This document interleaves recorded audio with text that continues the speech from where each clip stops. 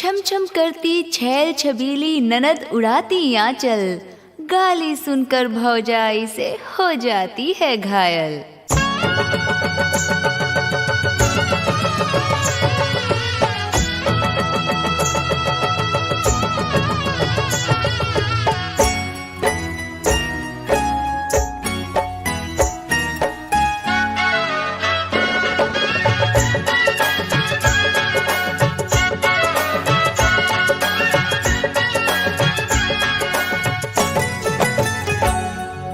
कौने चढ़लन गाछी के भर देह लगलन माछी।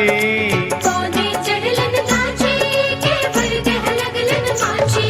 हाँ छोड़ छोड़ रे माछी के अब नहीं चढ़तन गाछी। हाँ छोड़ छोड़ रे माछी के अब नहीं चढ़तन गाछी। हाँ छोड़ छोड़ रे माछी के अब नहीं चढ़तन गाछी। हाँ छोड़ छोड़ रे माछी। ननद चढ़लन गाछी के भर देह लगलन माछी। ननद चढ़लन गाछी के भर देह लगलन माछी। हाँ छोड़ छोड़ रे माछी के अब नहीं चढ़बो गाछी। हाँ छोड़ छोड़ रे माछी के अब नहीं चढ़बो गाछी। हाँ छोड़ छोड़ रे माछी के अब नहीं चढ़बो गाछी। हाँ छोड़ छोड़ रे माछी।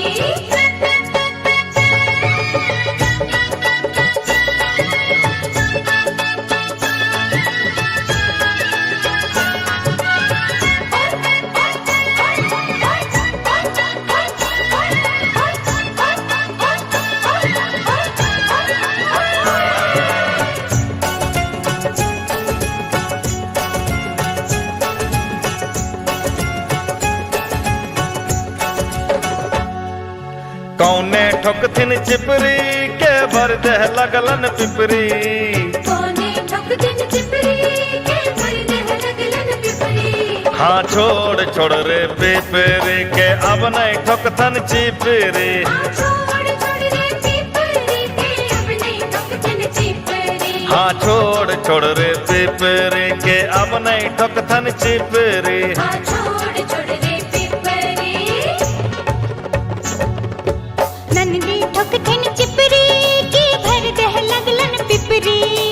नंदी ठोकथिन चिपरी के भर देह लगलन पिपरी। हाँ छोड़ छोड़ रे पिपरी के अब नहीं ठोकबो चिपरी। हाँ छोड़ छोड़ रे पिपरी के अब नहीं ठोकबो चिपरी। हाँ छोड़ छोड़ रे पिपरी के अब नहीं ठोकबो चिपरी। हाँ छोड़ छोड़ रे पिपरी।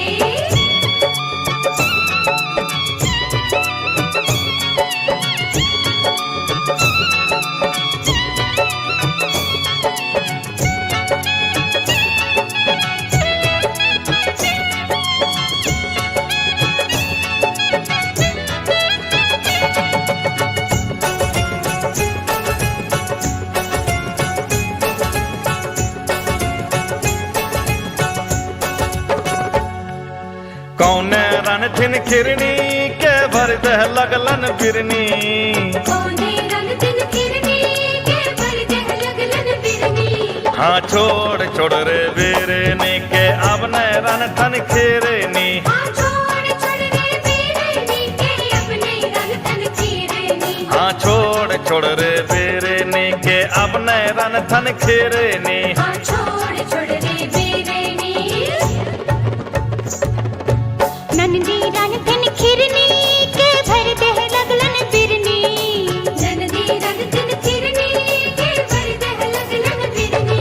हाँ छोड़ छोड़ रे बिरनी के अब नहीं रनबो खिरनी। हाँ छोड़ छोड़ रे बिरनी के अब नहीं रनबो खिरनी। हाँ छोड़ छोड़ रे बिरनी के अब नहीं रन थन खिरनी। हाँ छोड़ छोड़ रे बिरनी के अब नहीं रन तन खिरनी। हाँ छोड़ छोड़ रे बिरनी के अब नहीं रन तन खिरनी। हाँ छोड़ छोड़ रे बिरनी के अब नहीं रन थन खिरनी।